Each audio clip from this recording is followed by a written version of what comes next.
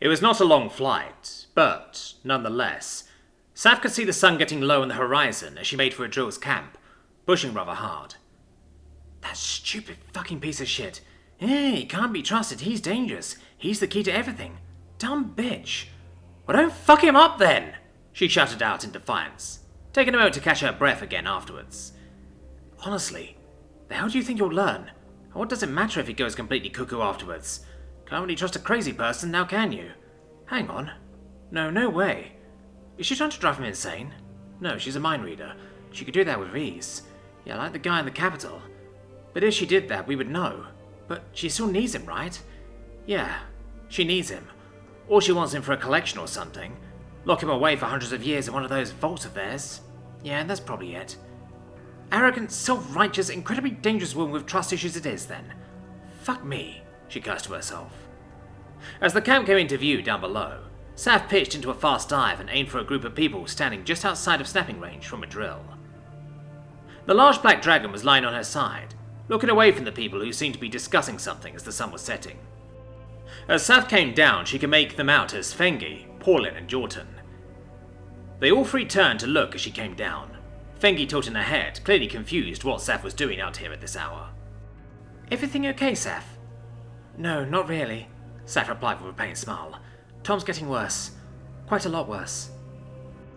That is impossible. The effects always recede afterwards, Paulin protested, crossing her arms in defiance. Well, he is. When I left, he was busy talking to his dad, who has been dead for quite a while last I checked, not to mention buried on another world. Paulin didn't counter that statement, though she looked far from convinced of what Saf was saying. Well, that is certainly bad news. Why are you out here? Jordan asked, also sounding a touch skeptical. Saf's eyes turned to Fengi, who shrunk just a little, shaking her head. I am not going to try and mess with his head. I'll just mess it up more. I must concur, Jordan added with a nod. Does Jelena know you're out here? Not as such, Saf had to admit, feeling the eyes of Paulin burrow into her, but refusing to look at the investigator. She was busy attempting to contact someone far away. She apparently didn't think we should know she has something that lets her talk with home, so to speak. She is an inquisitor. Her arsenal includes the finest of equipment, Paulin said, after clearing her throat. Huntress? Yup, Saf replied, turning to face the investigator. Does Jelena concur that Tom's condition is deteriorating? I believe so. She went to see him, then she decided to contact home. Esmeralda came up with the idea that maybe Fengi could help, since it is Tom's mind that is producing all these strange illusions. How? You want me to just tell him stop seeing things? Even if that works, it will only work for a little bit, you know that. What if it makes things worse? Fengi protested, clearly not happy with the idea in the slightest. Please, Fen, just, come back with me and ask Jelena if it's a good idea, Saf replied, doing her best to keep a straight face. He couldn't even tell which Jackie was real when one of them was actually Essie. Maybe it will work for just long enough for him to get some sleep. He hasn't closed his eyes since the mind reading. Jordan cleared his throat, seeming a touch uncomfortable all of a sudden. That is certainly a difficult position to be in. Exactly. Besides, the Inquisitor has many more questions for him. Saf threw a slightly guilty glance at Paulin. I mean, she is clearly in a hurry and such. Maybe we just need a short-term solution. But what if I make it worse, Saf? Julia's not exactly having a fun time because of all this. I know, but the dude is going to go completely cuckoo if we don't do something. Is there anything wrong with Yrrol, though? Saf asked, really hoping it was at least nothing like what Tom was experiencing. The dragon is perfectly fine, Paulin interjected. She is simply struggling with having lost her freedom of will. Fengi shrank even further at that, throwing a shameful glance at Jordan, who for his part just gave her a conceding nod. It is what it is, Fengi, the old major tried in a comforting tone, eyes quickly darting to Paulin and back to Saf as he straightened his back. I believe Inquisitor Jelena Hershaw is the only available expert on the effects on the mind, in regards to mind reading. If she believes such an action has merit, I would obey it if it was me. Though, of course, any resultant negative effects would also be her responsibility. Like that's going to help Fengi's conscience, Saf almost snarled to herself, struggling to keep a straight face. Will she force me to do it? Fengi asked almost pleadingly, looking up at Paulin. The investigator took a second to think, opening her mouth twice before speaking, which was clearly all the confirmation Fengi needed. You don't need to lie, the young huntress let out, looking down at the ground. Paulin, for her part, just remained silent for a bit longer, then looked towards Sapphire. I believe Inquisitor Hershaw has the best intentions in regard to our work here. Tom is an important piece of her plan. She would not waste him like this. Waste? He's a fucking person and you know that. Saph finally snapped, immediately regretting it, swallowing once and looking down as she took a half-step back. Sorry, Investigator, I pay it no mind. I am quite aware these are difficult times for you all. Then how about not continuing to make it worse while filling our ears with how much you need us? Fengi broke out, Saph looking at the young woman worriedly. Do you blame us for everything that has happened here, Huntress? By the sound of it, we arrived just in time to provide you much-needed security, Pauline retorted, though to her credit with no venom in her voice. I believe what Fengi means to insinuate is that she and the others do not feel much safer after your arrival, clarified Jordan. Despite not having done anything wrong? The investigator questioned, turning her attention to the Major. How long do you believe an Inquisitor would live if she were not utmost careful and vigilant, Our profession is a most dangerous one, and our enemies have never been above using deceit to get what they wish. But we aren't the enemy. How much do we have to do to prove that? Fengi protested. What even could we do? Yes, oh wise investigator, whatever should they do? Yrrol joined in, sounding almost amused for the first time Saph could remember, as her head rose up to look down at them. Pauline, for her part, did not seem pleased in the slightest, gaze darting around at them all, and up at the dragon. Cease this insubordination this instant to begin with. Well, that will definitely make them feel safe. As if you contributed to that, dragon, Pauline retorted, with the familiar venom starting to peek through. I will not be lectured by a brigand like yourself. And I, not by some tiny woman throwing around weight she does not have. Yrrol, maybe that's enough, Fengi let out, clearly having had just a second to think about what she just did. Indeed it is, Pauline snarled in reply. Petulant whelp of a dragon, knows more about the mines than the world outside them. Please let me snack on this one, Fengi. Just one word and she's not a problem anymore, Yrrol let out with a dark chuckle, looking down at the investigator. I promise you I would enjoy it. No, sit down. Go over there or something, Fengi snapped in reply, pointing away. You are still not allowed to hurt anyone without my express permission. Not even a damn field mouse. Is that understood? You know it is, Yrrol snarled in reply, getting up gingerly and moving herself a bit further away before settling down. Well, that was interesting, Pauline went, glancing around between the four of them, seeming to calm right down in an instant. The dragon is no use without Fengi. I shall be accompanying you. Saph tried real hard to get a read on if the investigator was even showing an emotion right now, but she was blank as a slate. Of course, investigator, Saph went, doing a quick sharp bow before turning to more or less run off, stopping in her footsteps, turning back to Pauline. I do apologize. It is quite all right. I understand your frustrations and doubts, but do please let us do our job, even if you sometimes don't understand why our job is necessary. Honestly, just a little people skills wouldn't hurt, woman, Saph sighed to herself. I will try to keep it in mind. Come on, Fengi. Let's try to see if you can at least give him a little sleep. Coming, Fengi replied, almost squeaking, then running past Saph and taking to the wing in a hurry. Saph gave another quick bow to the investigator before going to follow, beating skywards hard as the sun set in the distance, the soft red glow casting long deep shadows over the hilly terrain as they headed for the keep. Okay, I think I've got the hang of this, Tom thought to himself hopefully. More wishfully, if he was being entirely honest. He had no idea if this whole situation was a blessing or a curse, but it was certainly an opportunity. His dad had just sort of appeared by accident when Essie was being a little condescending, but since then he had managed to make even more people he remembered show up by just sort of imagining the people in front of him as someone else. He did feel quite bad about Link Costa ending up a German Shepherd, but he really wanted to see Targes again. After having put together a congregation of the people he remembered quite well, and that he trusted most, at least in some areas, he had them all sit down in a nice half-moon to hopefully interrogate an answer to what the hell he was supposed to do now, out of his own brain, or whatever he was talking with.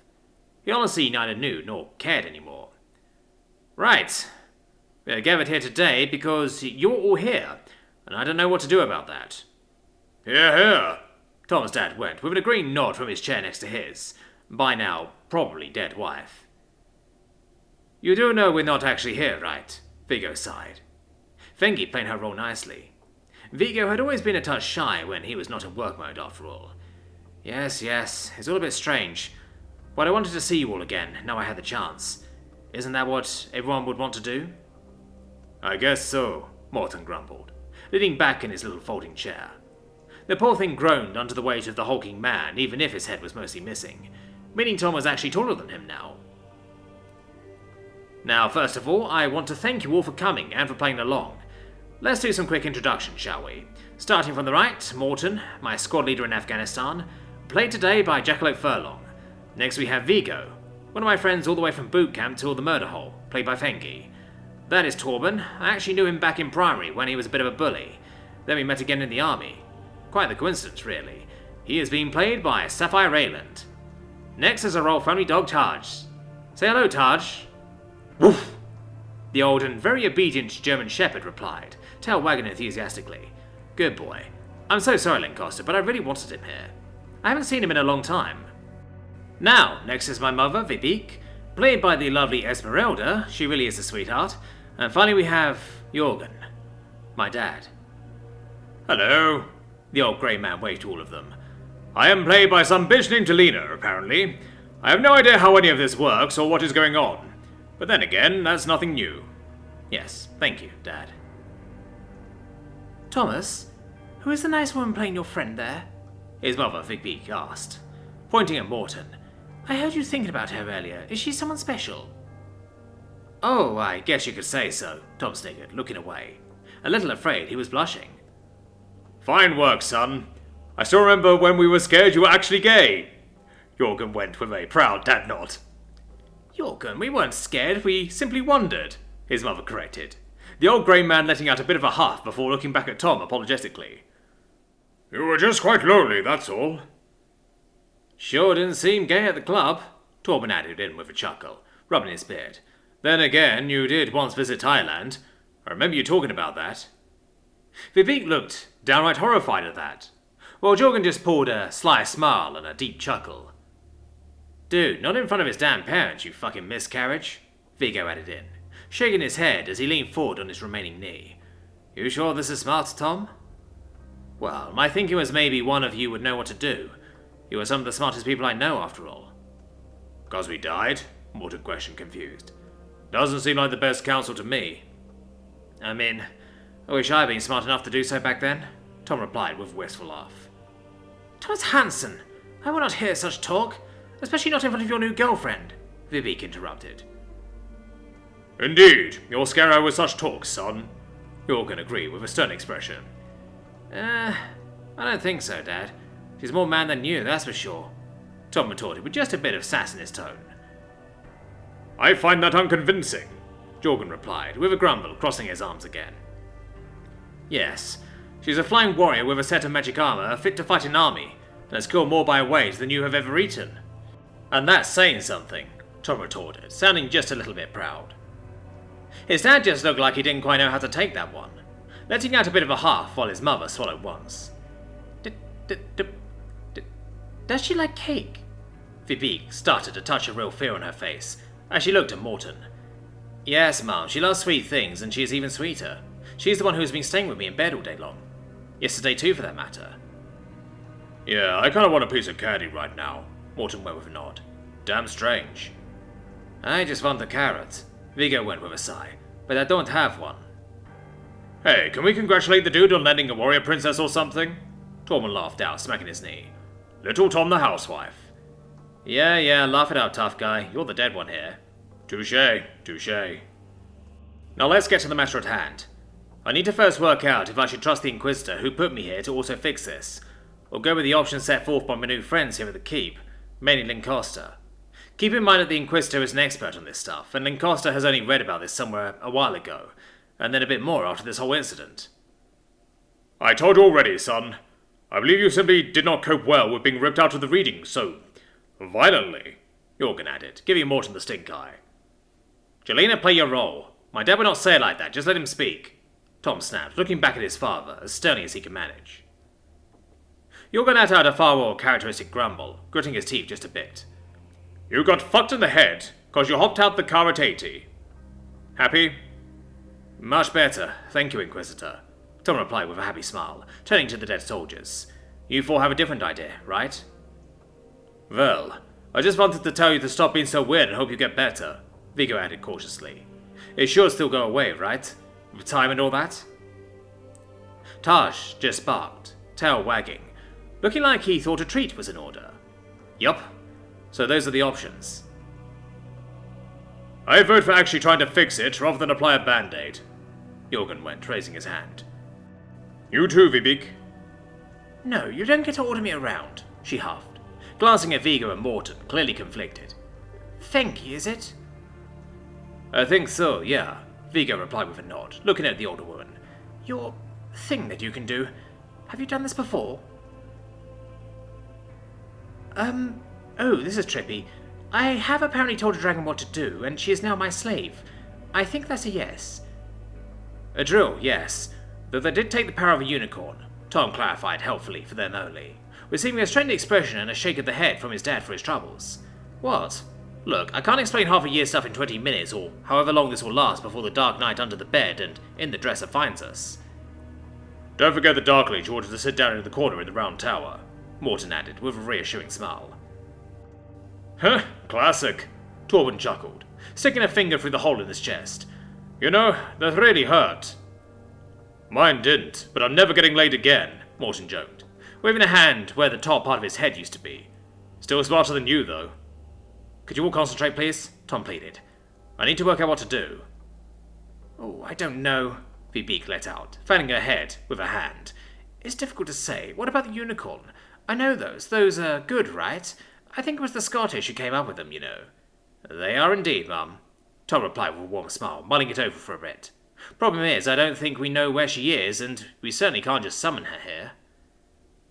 What, the narwhal pony doesn't have a cell phone? Torben chuckled, clearly trying not to laugh too much at his own joke. I don't think there would be cell reception here, Vigo added with a sigh, shoulders sagging as he looked away from Torben, who just leaned in close. You don't say. I trust in friends, Morton went, looking to Vigo. This thingy woman seems nice. I think she'll do the right thing, but she seems damn scared to do it. Dad? Tom asked, looking to Jorgen. Can you tell what the Inquisitor is thinking? Nope. This bitch is cold as a corpse in Svalbard, just like my ass back home. Damn it, Tom snapped, before sorting himself back out again. I really wanted to know if she could be trusted. She's been so busy trying to test me. For all I know, she's a Dark Knight in a glamour or something. Dark Knight? That doesn't sound that original now, does it? Jorgen chopped merrily. Sounds like a bad 80s crime series, come to think of it. Might have watched that, actually. Isn't that the Batman movie? Vigo asked, looking around at them all. Morton nodding in assent. As I said, 80s crime series, Jorgen retorted, receiving a fair few stares from around the room. Dad, please, I need you. Just give me anything here, Tom pleaded, ignoring the soldier staring. Just something. What do you want me to do? I don't know how any of this mind malarkey works. No, but you are stubborn as a mule. I'm pretty sure that has something to do with it. Our son is right about that one, Jorgen. I'm still mad you didn't go and get that mole checked out for 4 years after I told you, Vibeke interjected, clearly not happy. It could have been cancer, you know. Well, it wasn't that which killed me now, was it? Jorgen grumped, while looking away from his wife indignantly. Vibeke just looked at Tom with a slightly annoyed, I told you so expression. Come on, old man. Show a bit of backbone for the boy, Morton added in, puffing out his chest. Can't be that hard. Alright, I'll try something. Woman. She's a woman, right? Yes, Dad, she's a woman. Right, listen up, woman. You apparently messed around inside my son's head. Now you better fix it, or I'll show you my collection of... Jorgen, Vibeke shouted out. Don't you dare. What? I needed a threat, didn't I? Not in front of people. Dad, I think you can just think it. You don't have to say it aloud, Tom explained, swallowing once, starting to wonder if this really was a memory, or if he had something really repressed somewhere in the back of his skull. Oh, well, you could have said so sooner, Jorgen retorted, leaning back in his chair and closing his eyes. Dad, we are already just inside my head, I think. I'm actually a little confused on that one, but mostly at least. You've always been very smart, dear, his mother went with a big smile, rubbing her knees, clearly agitated. She glanced at Jorgen, who was clearly concentrating hard right now. What are you thinking, dude? Vigo asked, tilting his head. I'm thinking loud so she can't ignore me, the old man replied, as his face contorted even more. About what? Tom had to ask with a raised eyebrow, as Vigo shook his head. I don't think you want an answer to that one, kiddo. Morton went from next to him. Have I ever told you I like you a lot? Like, really a lot? Are you free on Tuesday? Jackie, not okay. No making Morton gay, he has a wife and kids. Tom snapped at the squad lead, before turning back to his father. Dad, what are you thinking about? Abba, it's psychological warfare, son. I've had to listen to it for over 30 years. If it can drive me mad, she doesn't stand a chance. You're thinking about ABBA songs? This is a trained inquisitor, Dad. Music won't faze her. You don't understand, son, his dad groaned, pinching his eyes shut harder, as he clearly struggled to think louder. 30 years of Swedish pop music, and finally someone to share my pain. Dude, ABBA ain't that bad, Tom protested. Yes it is, especially the Christmas CD. I quite like that CD, Vibeke added in, sounding a little hurt. It brings out such a festive atmosphere. Yes, and I'm playing it all at once. This has to be against the Geneva Convention or whatever you boys were going on about. It does state that audio-based torture is not allowed, Vigo added in sagely. All torture is not allowed, squirrel brain, Torben snapped in reply. Okay, that was odd. You never said that before, Morton chuckled. Was that, the Blue Gem one? I think so, yeah. Trippy. Is there one called Diamond too? She's a play on Emerald for sure, Torben replied, pointing at Vibeke with a chuckle. I think they sound like strippers, if I'm honest. Oh my god. People, come on, take this seriously, please, Tom went, squeezing his temples and dragging at the bottom of his eyes. Gods, I've got such a headache. Right, while Dad works on that, any other good ideas? He pleaded, looking around at them, really hoping someone had something better than ABBA torture. Why don't I just tell the Inquisitor to spill the beans? Vigo shrugged. I don't think you're allowed. Well, what's she going to do? Open your head to pry me out? If it's me doing it, then it's not Fengi, if that's what you're worried about. I don't think it works like that. But I guess we can try. Just don't kill Fengi. Wait, what? Vigo asked, clearly confused but suddenly on his toes. It's her magic. Using it drains, I guess, life force. Run out and, well, that's kind of that. Oh, so what do I do then? Just go slow. If she faints, it should be fine. How the fuck do I go slow? I have no idea, Tom admitted a touch guiltily. Maybe she'll manage that part herself. Maybe. Talk about an abusive relationship, Torben sniggered. What can mine do? She's telekinetic, Tom replied, trying his best to think right now. Sweet, I'm a fucking Jedi. Then there was a flash of light as Jorgen seemingly just vanished from existence, being replaced by a panting, wide-eyed Jelena Hashor as she sat on her chair staring around at them all. What the fuck is that thing?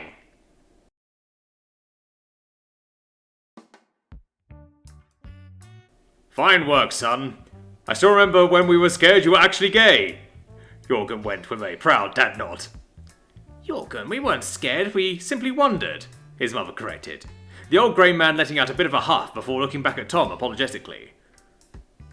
You were just quite lonely, that's all.